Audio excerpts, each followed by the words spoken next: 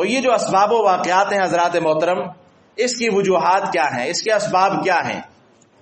تو ایک تو ہم نے عرض کیا کہ اسلام کے متعلق جو ان کے ذہنوں میں غلط فہمیاں ہیں وہ بہت زیادہ ہوئی ہیں، اور خاص طور پہ 9/11 کے بعد اس کو ایک بطور ہتھیار استعمال کیا گیا، اور دنیا کو یہ باور کرایا گیا کہ مسلمان جو ہیں یہ سارے کے سارے ٹیررسٹ ہیں، اور یہ لڑائی پہ یقین رکھتے ہیں، یہ امن پہ یقین نہیں رکھتے۔ اور واقعہ ایک ہوا، اور اس کے نتیجے میں پوری دنیا کے مسلمانوں کو جو ہے حقارت کا نشانہ بنایا گیا۔ تو یہ جو غلط فہمیاں اسلام کے خلاف جو ہے نا پیدا کی گئی، حالانکہ بغیر اسلام کو پڑھے ہوئے، بغیر اس کے اصولوں کو سمجھے ہوئے۔ اسی طرح یہ بات کہ اسلام جو ہے وہ آج کے زمانے سے اسلام کے قوانین ہم آہنگی نہیں رکھتے، یہ قدامت پرست مذہب ہے اور پرانی باتیں کرتا ہے، آج کے دور سے یہ باتیں میچ نہیں کرتی ہیں۔ اسی طرح یہ بات کہ یہ ایک جامد مذہب ہے، اس کے اندر زمانے کے ساتھ ساتھ چلنے کی وہ کیپیسٹی نہیں ہے، اور تشدد کا حامی مذہب ہے۔ خاص طور پہ 2-4 باتیں ہائی لائٹ کی گئیں۔ حجاب کو لیا گیا کہ یہ عورتوں کے لیے ایک پابندی ہے، اور یہ عورتوں کی آزادی کو انہوں نے اس سے سلب کیا ہوا ہے، جکڑ کے رکھا ہوا ہے۔ اسی طرح نظریہ جہاد کو بہت زیادہ ہٹ کیا گیا۔ تو یہ بہت ساری جو ہے غلط فہمیاں پیدا کی گئی، اور اتنی زیادہ پیدا کی گئی کہ جب ایک غیر مسلم جب کسی مسلمان کو دیکھتا ہے تو وہ اس سے نفرت کرنے لگ جاتا ہے۔ تو ایسے میں یہ جو اسباب ہیں ان کا تدارک ہم کیسے کر سکتے ہیں، اور اس صورتحال میں ہمارے اوپر کیا ذمہ داریاں ہیں؟ بعض دفعہ ہم کہیں گے کہ یار ہم تو یہاں رہتے ہیں اور ہمیں یہاں تو ان چیزوں کا سامنا نہیں ہے، تو یہ ایک انریلیونٹ موضوع ہے۔ لیکن جب ہم کسی دوسرے ملک میں جائیں گے تو یہ ہمارے ساتھ یہ موضوع بہت زیادہ اس وقت ہمیں سمجھ آئے گی کہ ہمارے اوپر اس حوالے سے کیا ذمہ داریاں ہیں۔ اور بحیثیت مسلمان اگر ہم یہ یقین رکھتے ہیں کہ اسلام اللہ تعالیٰ کا آخری اور سچا مذہب ہے، اور ظاہر بات ہے پھر ہم اس کے ذمہ دار بھی ہیں کہ ہم نے دنیا تک اس کو پہنچانا ہے، اور اگر کوئی ایسا شخص ہمیں ملے جو اسلام کے حوالے سے بہت زیادہ شکوک و شبہات کا شکار ہو، تو بحیثیت مسلمان ہم اس کی کیسے تشفی کر سکتے ہیں؟ ہم اسے اپنا صحیح میسج جو اسلام کا صحیح پیغام ہے وہ اسے کیسے دیں؟ تو بحیثیت مسلمان یہ ہماری ذمہ داریاں ہیں۔ تو حضرات محترم، ہم نے عرض کیا کہ یہ جو پوری دنیا میں یہ پھیلایا گیا اس اسلاموفوبیا کو، اس کا سب سے بڑا ہتھیار جو ہے وہ میڈیا کو بنایا گیا، اور میڈیا کے ذریعے جو ہے، چونکہ سارا میڈیا جو ہے وہ کنٹرول کرتے ہیں، لہذا انہوں نے میڈیا کو استعمال کر کے وہ مناظر ہمیشہ دکھائے جو اسلام کے خلاف یا مسلمانوں کے خلاف تھے، اور وہ باتیں نہیں بتائی گئیں جو مسلمانوں کی اچھی باتیں ہیں، جو اسلام کی اچھی باتیں ہیں۔ تو میڈیا کا ایک منفی جو رول ہے اس حوالے سے وہ بہت زیادہ رہا ہے۔ کسی بات کو اٹھایا اور جتنے بھی بڑے بڑے واقعات ہوتے تھے یہ دکھانے کی کوشش کی جاتی تھی کہ اس کے پیچھے مسلمان ہی ہے، اور مسلمان نہیں بلکہ اسلام ہے۔ اور اگر کوئی دوسرا اس کسی واقعے میں ملوث پایا گیا تو وہاں کہا گیا یہ فلاں ملک کا شہری ہے، یہ فلاں ملک کا شہری ہے۔ اور اگر مسلمان کوئی خدا نخواستہ کہیں تھا تو یہ نہیں کہا گیا یہ فلاں ملک کا شہری ہے، بلکہ یہ مسلمان ہے، یہ اسلام کا نام لیوا ہے، اس کا حلیہ یہ ہے۔ تو یہ جو چیزیں دکھائی گئی اس سے امت مسلمہ کو بہت زیادہ نقصان ہوا، معاشی نقصان بھی ہوا، سماجی نقصان بھی ہوا، تہذیبی نقصان بھی ہوا، اور ہماری دعوت کو بہت زیادہ اس سے دھچکا لگا۔ تو ایسے میں اب ہمارے اوپر بھی اس کی کچھ ذمہ داریاں بنتی ہیں کہ ہم کیا اقدامات کریں۔ تو جو اسباب ہیں ان کا تدارک بھی ظاہر بات ہے ہمیں ویسے ہی کرنا ہوگا۔ حضرات محترم، اسلام کی صحیح دعوت اور حقیقی تصویر ہمیں دنیا کے سامنے پیش کرنی ہوگی۔ کہ جو کچھ آپ دکھا رہے ہیں اسلام کے بارے میں وہ ایسا نہیں ہے، بلکہ حقیقی تصویر اسلام کی وہ ہے جو اللہ نے اپنے قرآن میں بیان کی ہے. آپ اس کو پڑھیں اور اللہ کی کتاب براہ راست خود آپ اسٹڈی کریں، پھر آپ کو پتہ چلے گا کہ اسلام کی خوبیاں کیا ہیں. کیا اسلام امن کا درس دیتا ہے یا اسلام جو ہے بدامنی پہ یقین رکھتا ہے؟ حضرات محترم، سب سے پہلی چیز تو یہ ہے کہ ہمارا اپنا عمل اور ہمارا کردار اس کی سب سے بڑی دلیل.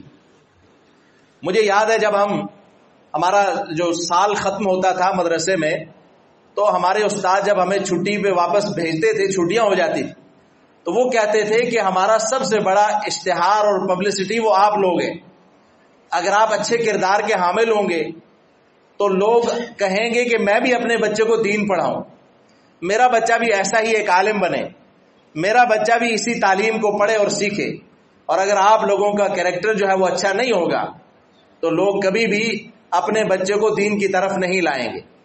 تو بالکل اسی طرح اگر ہم اسلام کے ماننے والے ہیں، ہم اپنے آپ کو مسلمان کہتے ہیں، تو پھر ہمیں دنیا میں عملی تصویر بھی پیش کرنا ہوگی. آج ہمارا کوئی بندہ بھی جب یورپ جاتا ہے یا کسی بھی ویسٹرن کنٹری میں جاتا ہے، واپس آتا ہے، تو وہ ایک ہی بات کرتا ہے، ان کی گن گاتا ہے، ان کی اخلاقیات کے یا ان کے جو قانون کے احترام کے. لیکن یہاں آ کر ہم پھر وہی بھیڑ چال چرنا شروع کر دیتے. تو بات یہ ہے کہ وہ اگر ان میں جو خوبیاں ہیں انہوں نے اس کو اپنایا ہے تو اس لیے ہمیں وہ اچھے لگتے ہیں. ہم نے ان خوبیوں کو اپنایا نہیں جو کہ اللہ نے ہمیں حکم دیا تھا. جس اخلاقیات کا درس آپ دیکھیں، نبی پاک صلی اللہ علیہ وسلم نے سب سے زیادہ جو لوگ اسلام میں آئے، کیا وہ جہاد اور لڑائی کی وجہ سے آئے؟ نہیں، وہ آپ صلی اللہ علیہ وسلم کا اور صحابہ کرام کا کردار دیکھ کر اسلام میں آئے. آپ دیکھیں نا، نبی پاک صلی اللہ علیہ وسلم نے فرسٹ ٹائم جب آپ نے دعوت توحید پیش کی، اس وقت آپ نے جب لوگوں سے پوچھا تھا کہ اگر میں تمہیں ایک بات کہوں اس پہ یقین کرو گے؟ تو انہوں نے کہا تھا کہ جربنا لک مرارا ما وجدنا فیک الا صدقا. ہم نے آپ کو بار بار آزمایا ہے اور سچائی کے علاوہ آپ کو کبھی بھی ہم نے سچائی سے ہٹ کر نہیں پایا. تو یہ آپ کا عمل تھا، کردار تھا. صحابہ کرام کو دیکھ کر، ان کی سیرت اور خلاقیات کو دیکھ کر لوگ مسلمان ہوتے تھے. لیکن آج ہماری صورتحال یہ ہے کہ لوگ جب ہمارے حلیے کو دیکھتے ہیں تو وہ کچھ مایوس ہوتے ہیں اور کچھ مانوس ہوتے ہیں، لیکن جب ہمارے کردار کو دیکھتے ہیں تو انہیں مایوسی کے علاوہ اور کچھ نہیں ملتا. پوری دنیا میں ہم اچھی شہرت کے حامل نہیں رہے. ہماری شہرت دنیا میں اچھی نہیں ہے. ہم دنیا میں کرپٹ مشہور ہیں، ہم دنیا میں ڈیفالٹر مشہور ہیں. مانے نہ مانے یہ حقیقت ہے. آخر کیا وجہ ہے اس کی؟ ہم اللہ کا قرآن پڑھنے والے، نبی علیہ السلام کی سیرت کو پڑھنے والے، ایک ایسی سیرت، ایک ایسا اسوہ جو دنیا میں کسی اور کے پاس نہیں. پھر کیا وجہ ہے کہ ہم کردار میں پیچھے ہیں؟ تو ہمیں اس پہ غور کرنا ہوگا. بحیثیت فرد، بحیثیت امت، ہماری ریاستوں کو بھی، ہماری حکومتوں کو بھی اس بات کی طرف توجہ دینے ہوگی کہ ہم لوگوں کے سامنے اپنا عمل، اپنا اخلاق، اپنا کردار پیش کریں. اس کے علاوہ آپ لوگوں کا دل نہیں جیت سکتے. علمی جوابات اور جو لگے رہتے ہیں، لیکن کتنے لوگ ہیں جو کتابیں پڑھتے ہیں، کتنے لوگ ہیں جو اس چیز کی طرف جاتے ہیں کہ وہ اسٹڈی کریں اور اس سے سیکھیں. زیادہ لوگ تو آپ کے عمل سے جڑے ہوتے ہیں. آپ بحیثیت تاجر جب دنیا میں جاتے ہیں، آپ ان کو کیا میسج دیتے ہیں؟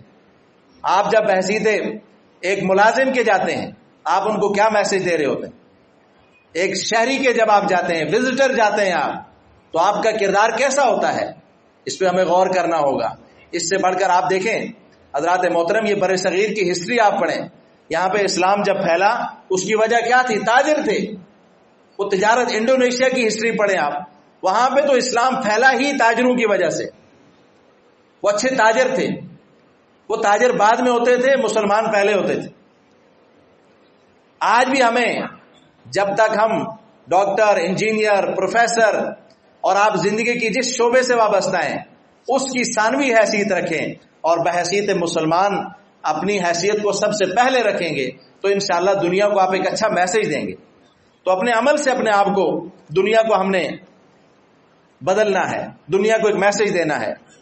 حضرات محترم, اسی طرح جیسے ہم نے عرض کیا کہ عورت کے حوالے سے انہوں نے اسلام میں جو عورت کا مقام ہے اس کو ڈی گریڈ کر کے پیش کیا کہ اسلام میں تو عورت کی حیثیت عزت نہیں ہے, احترام نہیں ہے. تو ہم نے اپنے کردار سے اور تعلیمات اسلام کی روشنی میں ان کو یہ بتانا ہے کہ جتنا اسلام عورت کی عزت, عصمت اور عفت اور پاکدامنی کا محافظ ہے. آپ تو اسلام کی بات کرتے ہیں, سورہ ممتحنہ اٹھائیں, اللہ تعالیٰ وہاں ارشاد فرماتے ہیں وَلَا تُمْسِكُوا بِعِصَمِ الْكَوَافِرِ, تم تو کافروں کی جو عصمتیں ہیں ان کو بھی اپنے پاس روک کے مت رکھو. دعوت ان کو اسلام کی دو, مانتے ہیں ٹھیک, نہیں, انہیں واپس بھیج دو عزت کے ساتھ. اس سے بڑھ کر اور سبق اور کیا ہو سکتا ہے. باقی آپ جہاد کی بات کریں, اس کو دہشت گردی سے جوڑ دیا گیا. حالانکہ اسی سورہ ممتحنہ میں اللہ تعالیٰ ارشاد فرماتے ہیں لا ينهاكم الله عن الذين لم يقاتلوكم في الدين ولم يخرجوكم من دياركم ان تبروهم وتقسطوا اليهم. اللہ تمہیں اس بات سے منع نہیں کرتا کہ تم ان غیر مسلموں کے ساتھ جو نہ تمہارے ساتھ لڑتے ہیں, تمہارے خلاف میدان عمل میں نہیں آتے, نہ انہوں نے تمہیں تمہارے گھروں سے نکالا, اللہ تمہیں ان کے ساتھ احسان کرنے اور اچھا سلوک کرنے سے اللہ تمہیں منع نہیں کرتا, بلکہ اللہ فرماتے ان کے ساتھ انصاف کرو, ان اللہ یحب المقسطین, اللہ تو انصاف کرنے والوں کو پسند کرتا ہے, اللہ ان سے محبت کرتا ہے. اس کے باوجود بھی اگر کوئی یہ کہے کہ اسلام, آپ مسلمانوں کی ہسٹری اٹھا کے دیکھ لیں, ہم ہر دور میں کبھی بھی ایسا نہیں ہوا کہ کسی مسلم ملک میں سارے کے سارے مسلمان رہتے ہوں. ہر جگہ دنیا میں اکثریت مسلمانوں کی اگر کہیں ہے تو غیر مسلم بھی وہاں رہتے ہیں. ہمارے اس ملک میں بھی آپ دیکھیں تو اگر ان کے اندر ہم آہنگی نہیں ہے یا وہ امن کے ساتھ نہیں رہتے تو دنیا میں آج تک تو پتہ نہیں کیا کچھ ہو چکا ہوتا. تو حضرات محترم, بات یہ ہے کہ اللہ تعالیٰ نے جہاد کا جو مقصد قرار دیا ہے وہ ایک خاص اس کی کنڈیشنز ہیں, ایک صورتحال ہے. دنیا میں چلیں, اسلام کی بات نہ کریں, کسی اور مذہب میں, تو کیا جب وہ کسی کے خلاف مقابلے میں آتے ہیں, کوئی ان کے خلاف لڑائی میں آتا ہے, مسلمان ہی ان کے خلاف جب جہاد میں جاتا ہے, تو کیا وہ پھول برساتے ہیں اس پہ؟ وہ بھی تو اس کے خلاف لڑتے ہیں. دنیا میں کون سا ایسا مذہب, اور وہ جو اپنے آپ کو امن کا درس, اس وقت تو مسلمان پوری دنیا میں ڈیفینسو پوزیشن میں, اٹیکنگ پوزیشن میں تو ہم ہے ہی نہیں, ہم تو اپنا دفاع کر لیں, یہ بڑی بات ہے. تو اگر دفاع کرنے والا جو ہے وہی مجرم ہے تو پھر ظالم کون ہے؟ حضرات محترم, بات یہ ہے کہ جہاد کا مقصد مظلوموں کی حمایت ہے, جہاد کا مقصد اعلاء کلمت اللہ ہے, نہ کہ ذاتیات ہے, نہ کہ زمینوں پہ قبضہ ہے. اللہ تعالیٰ نے جہاد کا جو مقصد بیان کیا ہے وہ یہ ہے کہ لتکون کلمت اللہ ہی العلیٰ, تاکہ اللہ کا کلمہ بلند ہو. اور سورہ نساء میں اللہ تعالیٰ نے فرمایا وَمَا لَكُمْ لَا تُقَاتِلُونَ فِي سَبِيلِ اللَّهِ وَالْمُسْتَضْعَفِينَ مِنَ الرِّجَالِ وَالنِّسَاءِ وَالْوِلْدَانِ الَّذِينَ يَقُولُونَ رَبَّنَا أَخْرِجْنَا مِنْ هَٰذِهِ الْقَرْيَةِ الظَّالِمِ أَهْلُهَا. تو یہاں تو جہاد کا مقصد جو ہے مظلوموں کی حمایت بتایا گیا. یہ نہیں ہے کہ ہمیں ہر وقت یہ حکم ہے کہ جب بھی ہم کسی کافر کو دیکھیں, کسی نان مسلم کو دیکھیں تو اس پہ ٹوٹ پڑیں.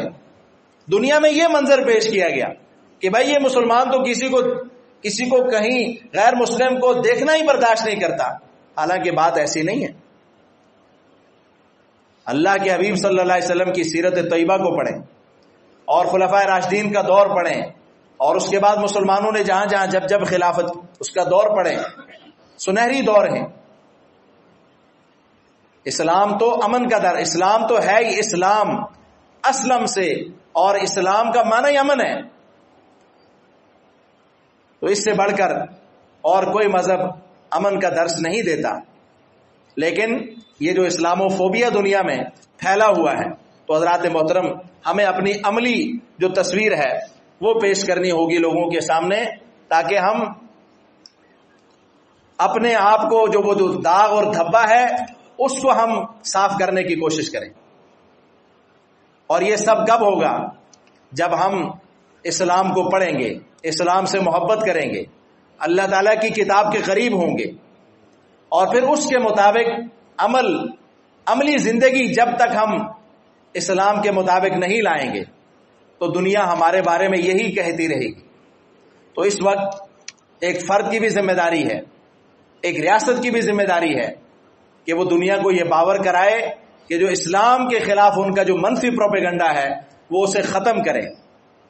باقی اسلام کے خلاف کوئی جتنی مرضی سازشیں چل لے، ہمارا یہ ایمان ہے، یہ یقین ہے کہ نور خدا ہے کفر کی، حرکت پہ خندہ زن، پھونکوں سے یہ چراغ بجھایا نہ جائے گا. اسلام کی فطرت میں قدرت نے لچک دی ہے، اتنا ہی یہ ابھرے گا جتنا کہ دباؤ گے. دنیا میں آپ دیکھ لیں، جب جب اسلام کے خلاف پروپیگنڈا تیز ہوا تو اسلام تیزی سے پھیلا. اسی یورپ میں آپ دیکھیں، انہوں نے پروپیگنڈا تیز کیا، اللہ نے اسلام کے لیے وہاں راستے آسان کر دیے. مشرکین مکہ بھی ایسے ہی کرتے تھے، وہ سمجھتے تھے کہ ہم قرآن کی آواز کو دبا لیں گے. وہ کہتے تھے لا تسمعوا لهذا القرآن والغوا فیہ، قرآن کو مت سنو، شور شرابہ کرو تاکہ تمہیں غلبہ ملے. انہوں نے بھی قرآن کی آواز کو دبانے کی کوشش کی، مختلف لوگوں کو اٹھایا، قرآن کے خلاف مہمیں چلائیں. لیکن اللہ کی کتاب آج بھی اصدق الحدیث کتاب اللہ، آج بھی اللہ کی کتاب اپنی آب و تاب کے ساتھ روشن ہے اور انشاءاللہ قیامت تک روشن رہے گی. اور نبی پاک صلی اللہ علیہ وسلم کی سیرت کے خلاف، آپ علیہ الصلوۃ والسلام کے خلاف انہوں نے اتنا کچھ کیا، یہ ایک بھی ایگزامپل پیش نہیں کر سکتے پوری دنیا میں کہ اس کے مقابلے میں کسی مسلمان نے حضرت عیسیٰ علیہ السلام کی، حضرت موسیٰ علیہ السلام کی گستاخی کی. کوئی ایک ایگزامپل بھی پیش نہیں کر سکتے. اس سے بڑھ کر اور جگرا کیا ہو سکتا ہے اور برداشت کیا ہو سکتی ہے؟ اس لیے کہ اللہ نے ہمیں یہ درس دیا ہے کہ وَلَا تَسُبُّوا الَّذِينَ يَدْعُونَ مِن دُونِ اللَّهِ فَيَسُبُّوا اللَّهَ عَدْوًا بِغَيْرِ عِلْمٍ. وہ ہمارے سچے رب کے خلاف، ہمارے سچے نبی کے خلاف جو کچھ لکھیں گے بھی، بولیں گے بھی، لیکن ہم ان کے جھوٹے خداؤں کو دلیل کی دنیا میں ضرور رد کریں گے، لیکن بے ادبی بے احترامی پھر بھی نہیں کریں گے. ہم ان کے انبیاء کا تقدس جو ہمارے انبیاء ہیں ان کا بحال رکھیں گے. یہ اللہ کا ہمیں حکم ہے. تو حضرات محترم، اسلام کی صحیح تصویر پیش کرنا اور وہ جو ذرائع انہوں نے ہمارے خلاف منفی طور پہ استعمال کیے، ہم ان کا مثبت استعمال کر کے انشاءاللہ اسلام کی اشاعت اور ترقی میں اپنا کردار ادا کرتے رہیں گے. اللہ ہمیں عمل کی توفیق عطا فرمائے.